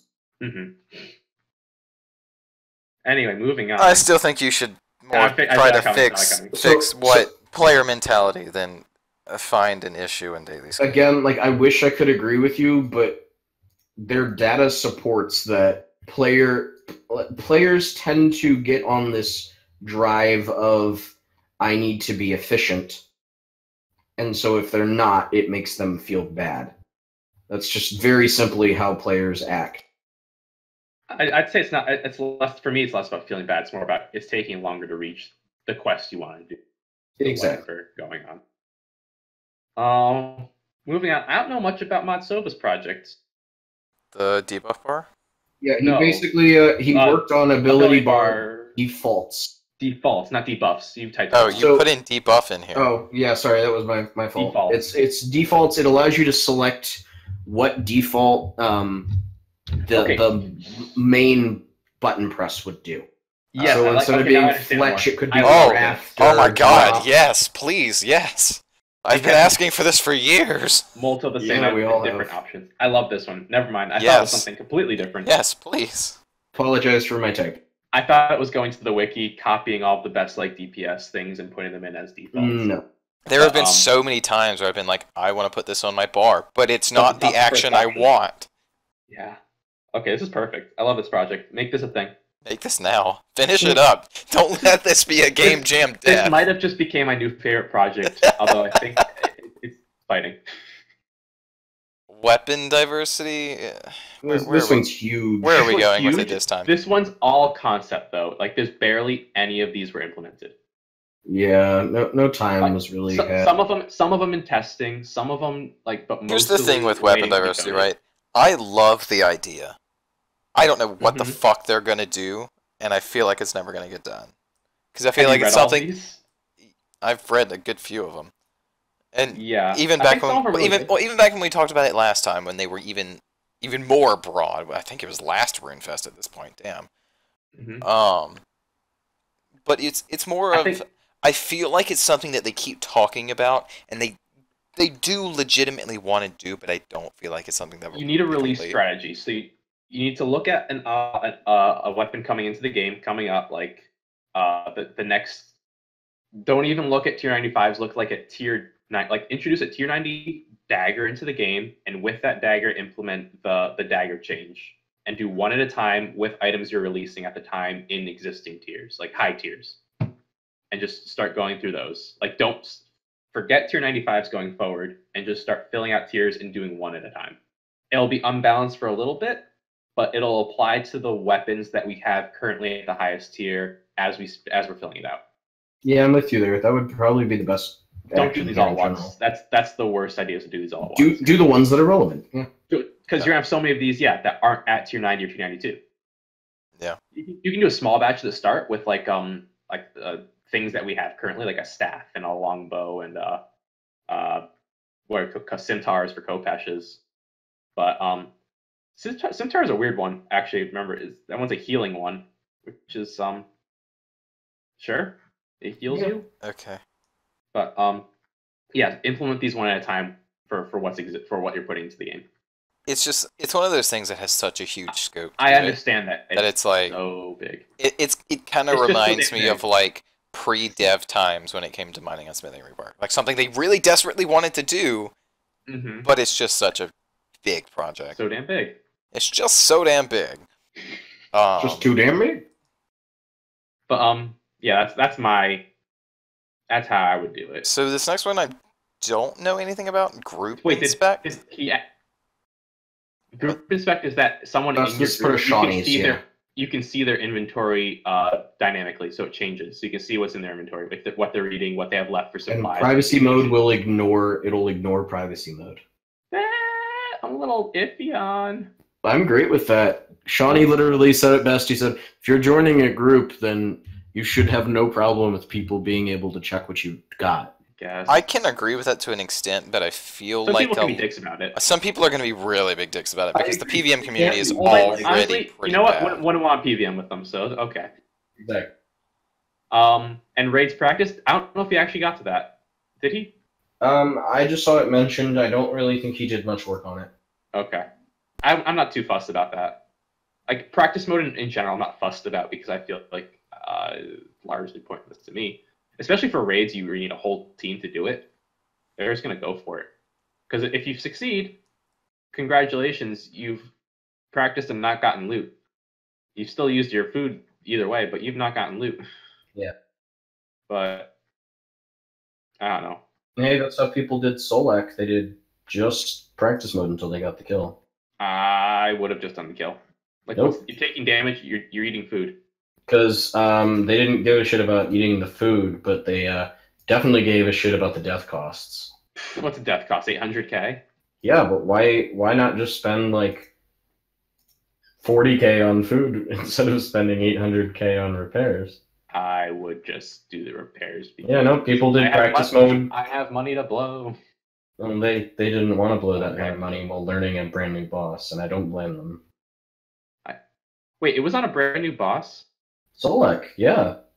I thought that was... Oh, God. I thought when they released practice when they said they wouldn't do that for new bosses, they it was actually did for a new boss. To do. That's weird. I thought that was a thing where they said they people wouldn't. Literally did it on Solak the day of release until they got him down. Okay, it was a thing. I'm not like adverse to it, but I thought that was a integrity thing they said. All right, yeah. The one we already talked about, kind of. But we can talk about Bertha. Yeah, so Stu, alongside his awesome quest requirement reductions and all that, quality has God. Let's before you start, let's just make a note that on this list you have it written down as Stu is God. Yeah, no, that's really all that needed to be said. Yeah. There's so many small changes here to like the early game experience. I like the free to play 5 daily challenge one. I mean, that tends to be Stu's like big thing that he's really good at is early game experience. I have a strong little. This is the guy that made M Catcher actually a good quest. Like, that was such a. Oh yeah. Stu just put in probably the best work of this entire game. I have a little voice in the back of my head saying maybe the quest interface is getting a little too crowded with the little voice acting icon and the 6-age icon and the giant voice acting icon is the only one I'm worried about. But even then, I think it's fine because they're small and they're not very interesting. As long as there's no more. Yeah. Speaking of that, we didn't even mention that Needle Skips is going to be fully voiced. Oh yeah, forgot to mention that. Yeah, that's a thing. That'll be a thing. Keep going. I'm not really fussed about those. Anyway, quest sorts. But the big one I think that got the most attention was the Bertha from Taverley. Yeah, thank God. This was so needed. Because the way that they dealt with the removal of Troll Warzone was just lazy. Pathetic. Pathetically lazy. So once again, Stu coming in strong. I'm most happy here about adding in more forest, especially around the stone circle. That's the biggest thing to me. I agree. Yeah. But other than that, we'll see how it goes. I like the new little wall. Have you seen the newer layout? Yes. New layout and the newer layout. I kept up to date with that very Okay. heavily. I like the little wall that he put in the northeast, blocking off the training grounds. Yeah, me too. That'll be neat. Yeah, he really listened to player feedback here again, just Yep. very wonderfully. A lot of And consolidating, really just took it into skill account every series. single time. Yeah. So yeah, take away from we'll see how this. that looks. Remember that Stu is God. Absolutely. I wasn't kidding. We're coming up on Stumas. If you'd like to happy see his Stumas. best updates that he's put out, we have a video about that. I forgot we did that video. Is that bad? We did. I think it was just me and Crondis, wasn't it? No, it was all three of us, wasn't Was it? you there? Yeah, I think that was all three of us. Top 10 stoop dates. Yeah. That was funny. That was. Stu was so happy about it, though. It was. We never got around. That must have been the weirdest thing for him to listen to. Like an entire video of us just talking about it. It was. Stu, I'm sorry. Idea. Past us is weird. I don't but future us will probably do still do it anyway, so. It was. We're gonna do a sequel to it, you know? Yeah. In 10 years when he's had more updates. They're all be quality of life ones at this point. But like at this rate, they're needed, so sure. Sure. Should we move on to the farmhands? To the crawling hands farmhands? Yeah, let's do the farmhands. Okay. I really want them to all just be crawling hands and hats. On one hand, it's really funny. On the other hand, I feel like it's missing a big opportunity to put in actual characters. I know, right? So this is the update where Raven went into it with 3 examples and asked for suggestions, and then he made the 3 examples. And that was it. And that was it. Which was funny. Brilliant. It was at least funny. I can't tell if it was like him going, well, all of your ideas were shit, go away. Or he steadily worked on these 3, and it took him the entire weekend. But the fact that he only did the 3 examples and the entire discussion on his channel was practically pointless. Yeah, it was very amusing to me. But I hope that means that if this gets picked up, some of the ideas will hopefully at least like 2 more in. Because I think that 3 is probably a little too small for these. Yeah, I agree. They're really neat. I like the my favorite is the babysitter is my personal favorite. Oh, interesting. I like how collector basically fixes Walter's problem with it, which I'm a fan. I like the collector, but the fact that you don't know what you're getting and you can't really attune it, like odds are you're just gonna get a rabbit and be like, well, that was a waste of people. No, that's the trapper. Oh wait, yeah, sorry. The collector's the one that gives you unchecked animals. That's right. To sell. Yeah, okay, yeah, that one's nice because it means you can actually trade the stuff that you're getting. And that fixes Walter's problem with there is no money here. The trapper, yeah, I'm not too fussed about because the odds are you're getting a rabbit every 3rd day. Yeah. And everyone just wants the dragons and yaks and spiders. And we all know that's not gonna happen. Right. And the babysitter's neat for some it'll boost your bean game by a little bit when you I'm a big fan of the babysitter, but it'll be make or break by how many beans it costs. True, if it's not worth it. If it costs more than the potential gains that you get. Yeah. Especially, or if you're consistent enough where you can rely on usually getting the adolescent. Yep. And probably not. So it's useful for people like me who can really only log on at like one specific time of day. Right. If you can log on morning and night, you're pretty good with getting adolescent everything except for rabbits. Yeah. Or sheep or chickens. Or chickens. Basically the ones that don't matter. Exactly. If you can catch your zygomites and your spiders and your yaks and your dragons, you're fine. Yep. And chinchompas. But it's neat. It's an update to the farm. For a while there, we were looking at implementing dog competitions or something. I don't know what was going on for the first day. But we went back to farmhands. I'm so glad. Because the dogs are going nowhere. You seem so excited. Anybody really knew what was going on there. And honeycombs are stackable. Yay. Yep. Okay, this Fire next spirits and firelighters. I didn't pay any attention to this one. one. This so. one is okay. Fire I like spirit this one. buffs. It's neat. It just makes them more rewarding. And firelighters are used with fires now to actually get buffs, which I'm a little wary of.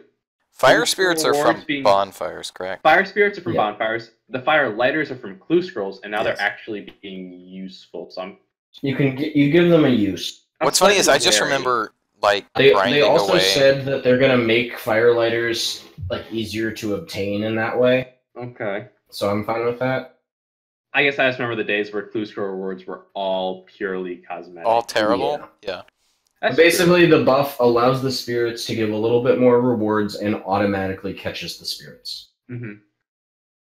The spirits themselves are also going to have a little buff on them. Start filling your inventory with ash.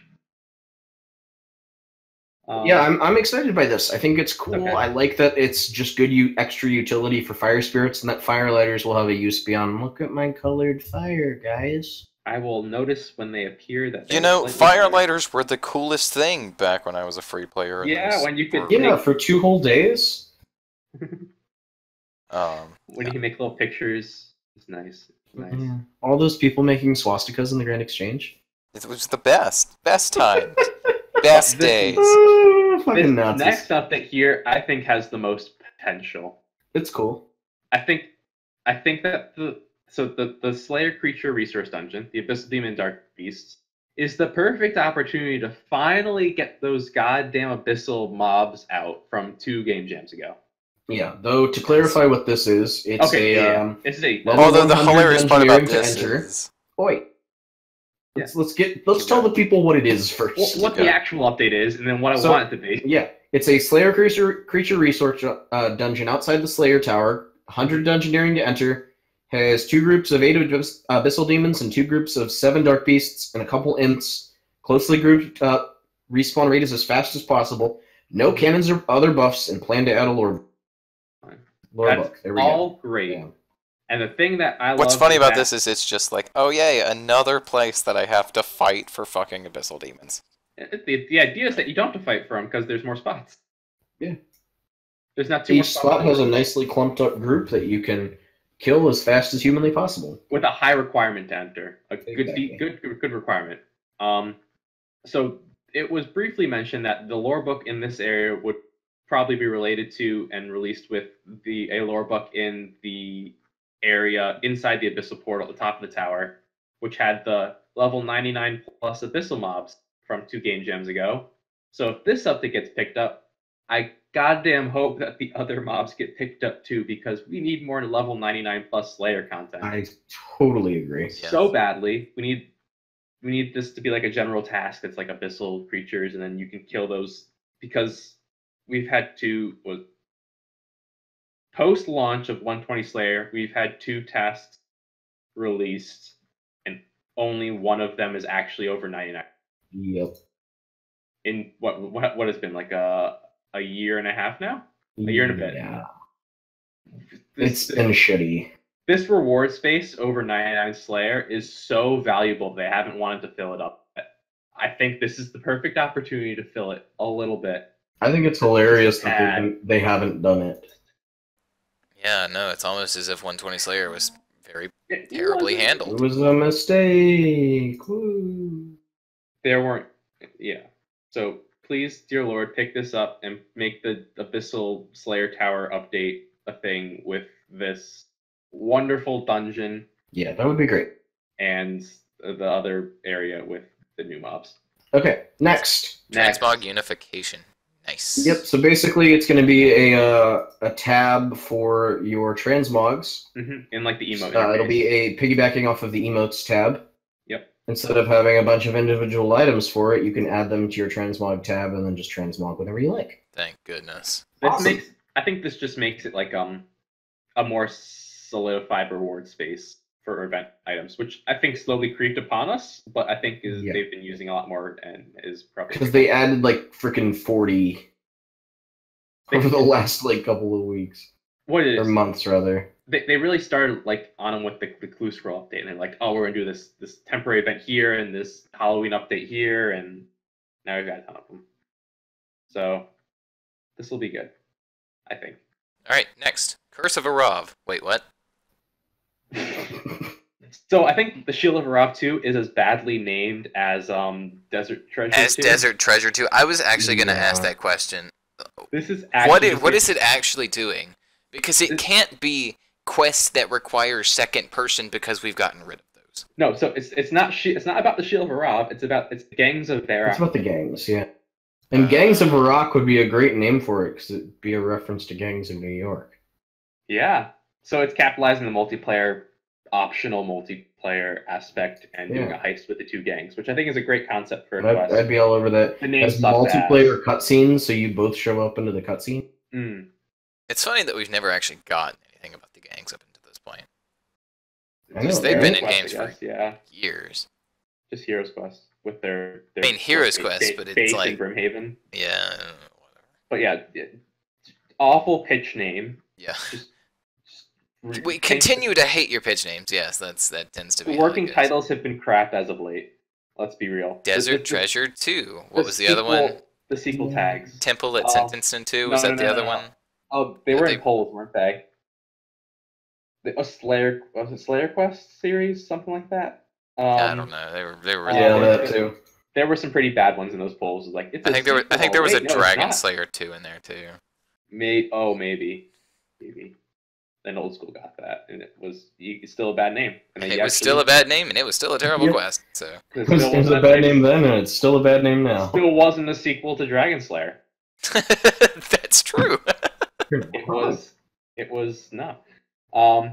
Anyway, we should move on to Mod Timbo's Incense Burners, which is something that this is. Wait, wasn't his project seed value for a day? Yeah, for about 30 seconds it was seed value, and then he came up with this instead. I was so hoping he'd take seeds off of boss tables. It was It was in the document. It was almost there. Yeah. But instead we got. So what is Incense Burners doing? It's a new passive basically that you can make with fire, logs, and herbs. Yeah, you take herbs, logs, and ashes. Prayer ashes. Those ashes being like impious, accursed, the prayer ones. You combine them together and you make an incense burner. Then you burn those incense, and over a 30-minute period, the effect continues to increase in potency. After 40 minutes of that effect being on you, you reach maximum potency. So you can consume more than one. And you can keep it going. Max duration of 60 minutes, and then you can keep refreshing it. Mm-hmm. And then you can also just overload the incense burner by adding 3 total ones in it, and it starts at maximum potency. Oh god, this is going to give more use to the Wildeworm ashes, isn't it? Nope, they have not put those on any. Only goes up to Infernal. Oh, I think that they should use them just for a Bloodweed one, personally. But yeah, they didn't use Bloodweed yet. Oh yeah, they did. They did, but it doesn't have an effect yet. True. So they should but change so there's things like the same benefits as the Corruption Auras, acting like a musician while resting with Haralander, reduce the rate at which prayers are drained, replenish summoning special attack energy, reduce the damage players take from poison, and then up to immunity with the Irrit one. 2 of these scare me a lot. Yeah, the Avanto one is pretty nice. Chance to improve items when created. So if it procs making a bow, auto string it, cleaning herbs, make it to the unfinished immediately. Snapdragon makes your stats restore more quickly. Arguay automatically scents your traps, and it, at full potential also baits them. Samadin reduces the chance to deplete resources. Lanterdime increases the duration of potions, which is huge. That's crazy. Dwarfweed has a chance to bank items that are produced or dropped by monsters. Torstol is just a blanket, increase the amount of XP earned, and Fellstalk increases the chance for Elite Slayer monsters to appear. Lanterdime and Torstol scare me so much. Oh god, yeah. Torstol was the bank one, right? No, Torstol's the XP one. Increase the amount of XP earned, just blanket. So which one was the bank one? Oh, Dwarfweed. Dwarfweed. So basically, it's a incense burner variant of the pets. Yep. So, yeah, I guess. I mean, so the Torstol. I feel like that plus like, the legendary pets is a bit crazy. Probably. But let's not balance the game around legendary pets. Eh? I mean, I agree. It's just the fact that you can have both, probably. Yep. Hey. I can't imagine they're going to be like, oh, gotta get those microtransaction advantages somewhere, right? Yeah, apparently. I say owning a legendary pet.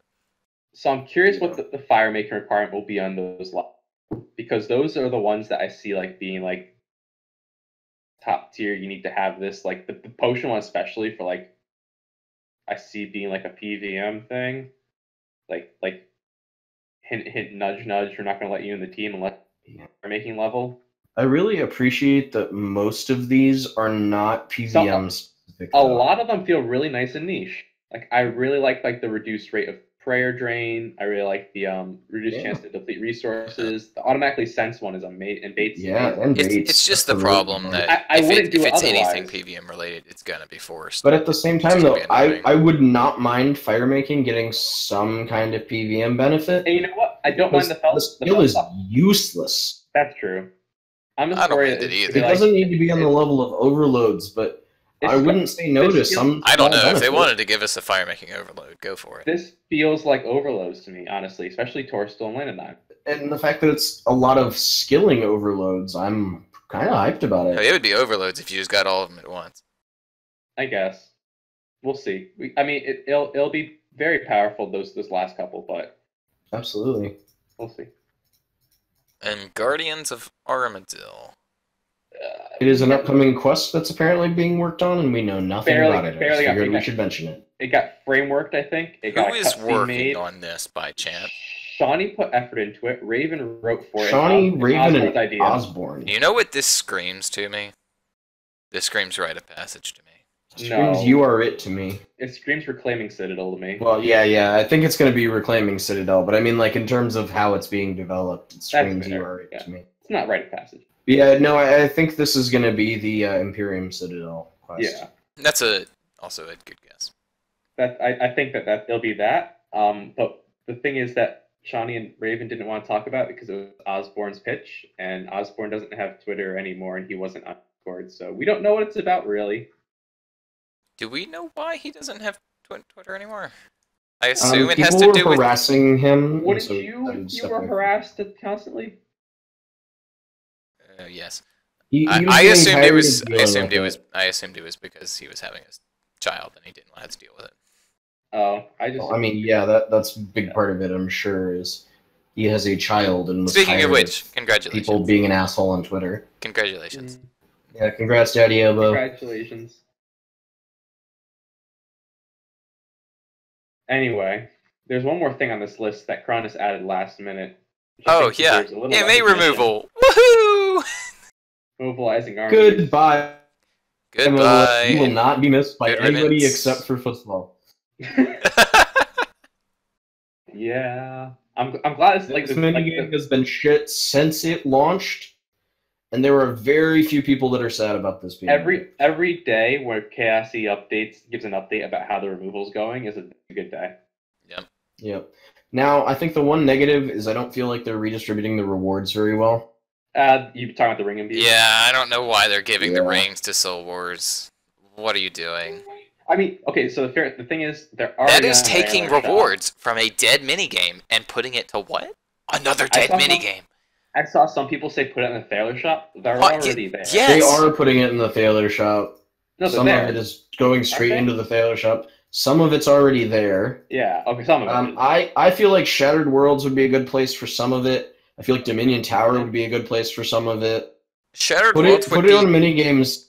Put it on minigames that you don't need to worry about them dying because you only need one player. My problem with putting it on Shattered Worlds is that would actually require someone to do Shattered Worlds, and my problem with Dominion Tower is that Old School has recently found that they want to remove them off of their Dominion Tower, so I feel like we might come to that problem in the future, and let's not.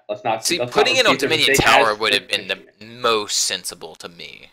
But that's what Old School did, and now it's like PVM meta is you have to play the Nightmare Zone for 20 hours. I mean, that was already a thing at one point, though, because... I don't want to grind Dominion Tower for the cockroach things were so overpowered at one point. The cockroach things? I've never been able to remember the name of them. I'm so confused. Are you talking about? What? To get rings.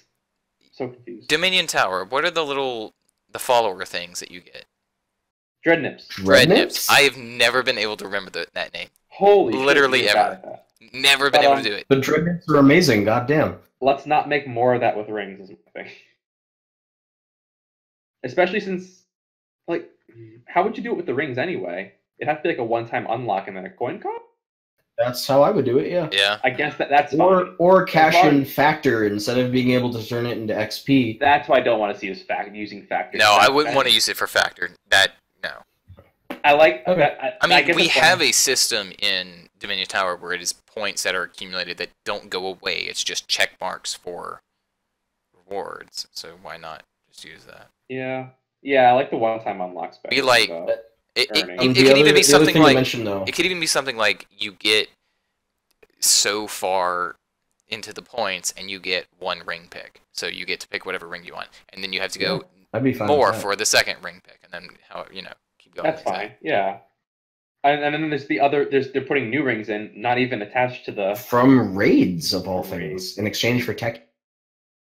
It's people probably aren't happy with it now, but in 15 years when they add the third boss to raids, I think it'll be a little bit better. 15 years. Yeah. Is that what we're expecting here? They freaking need to add the last 3 bosses and quests and everything. It needs everything. It needs things, but that's not going to get priority. Remember when Mascap wasn't like terrible to be at? When was that?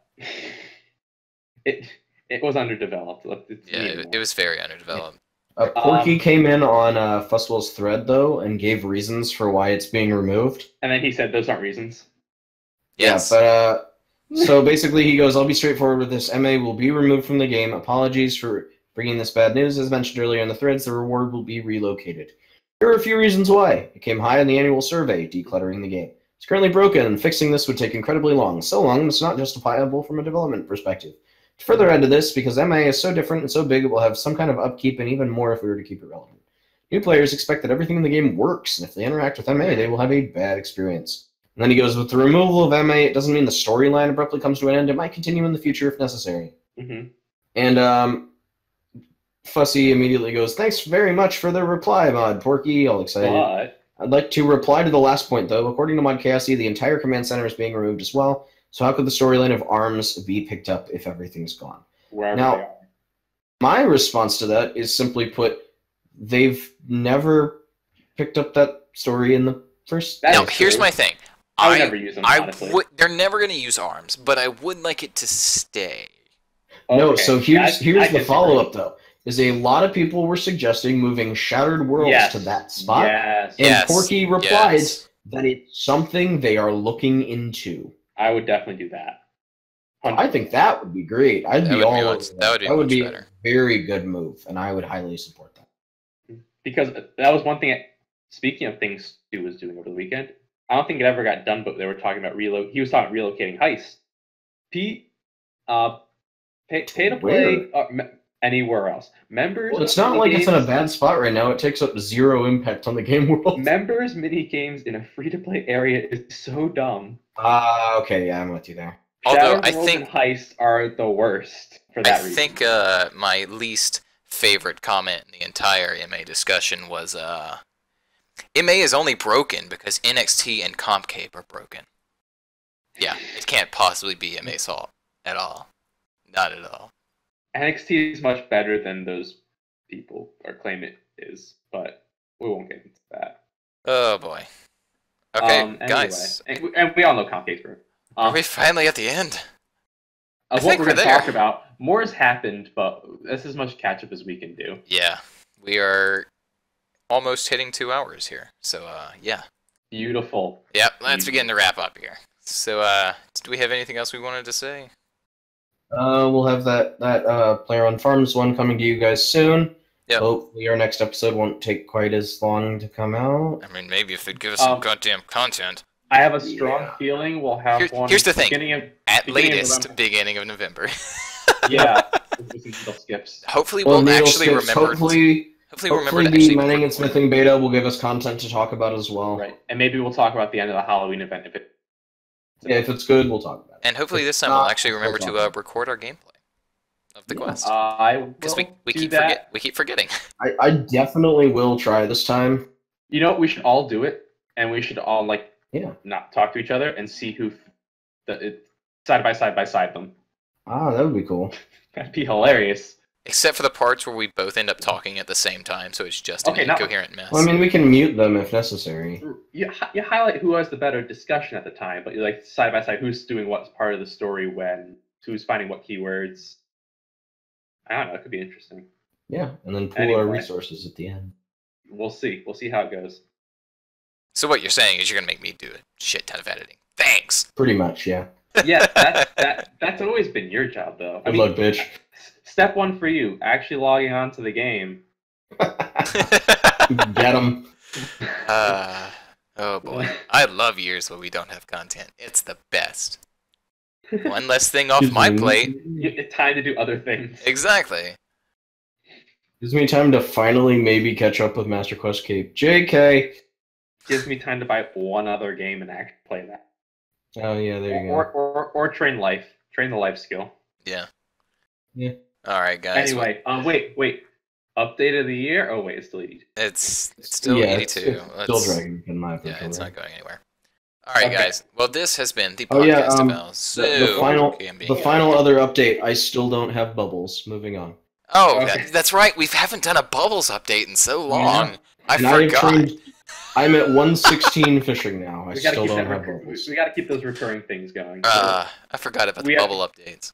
We keep doing update of the year. I forgot about those bubbles. Too. We keep going. Okay, can I get bubbles? Yeah. Can I say my inline now without being interrupted? Yeah. All right, guys. Well, this has been the Podcast of Owls, episode number 20. Thank you so much for listening. I have been Crondis, and this has been Fang and Avernic. We will see you guys next time. Bye. Bye. Bye.